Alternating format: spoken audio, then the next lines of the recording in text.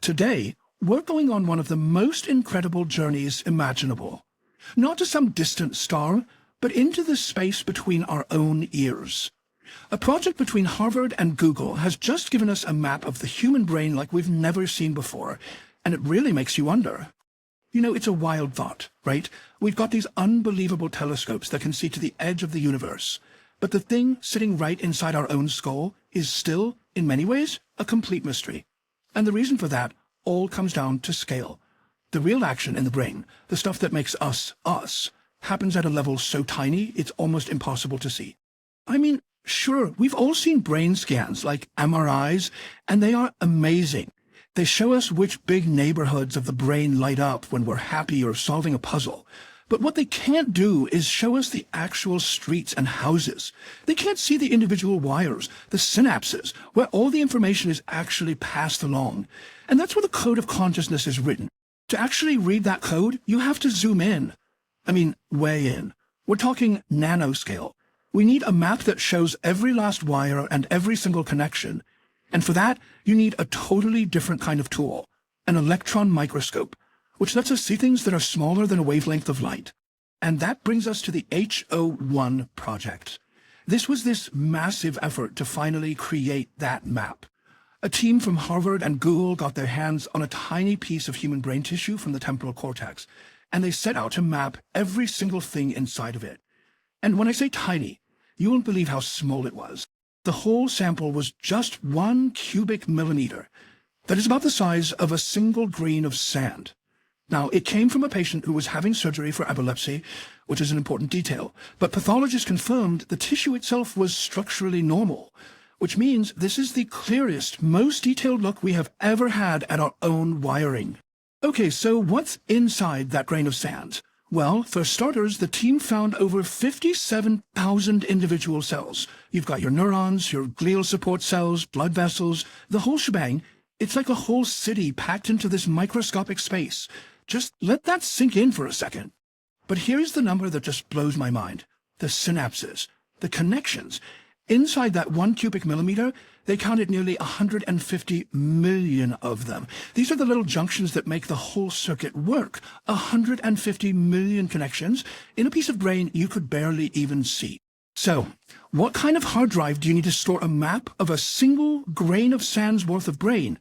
Well, it turns out you need 1.4 petabytes. To give you some perspective, 1 petabyte is 1,000 terabytes. This data sent 150 years, all for that one tiny speck of tissue. So the big question is, how on earth did they do it? I mean, creating this digital universe from a grain of sand was an unbelievable challenge. It took a mix of super precise biology, powerful microscopes, and just a massive amount of computing power. It was like trying to solve a puzzle with trillions of microscopic pieces. Here's the basic idea of how they pulled off this incredible feat. First, they took that tiny sample and sliced it into more than 5,000 slivers, each one thinner than a wavelength of light. Then a custom microscope took pictures of every single slice, creating millions of little image tiles. After that, some seriously powerful software had to stitch all those millions of images together into one solid 3D block. And then came the really amazing part. They unleashed AI algorithms to trace every single cell through that entire digital maze. And this slide just shows you how tricky that alignment step was. See the images on the left? That's the raw data. It's all shaky and misaligned, like a messy stack of photos. But on the right, after the software works its magic, you get this perfectly smooth, continuous block of tissue. Now just imagine doing that for 196 million pictures to build that final 1.4 petabyte model. It's just incredible. Now this is where the AI becomes the hero of the story. You see, trying to trace 57,000 cells by hand through thousands of images would be, well, it would be impossible. It would take centuries.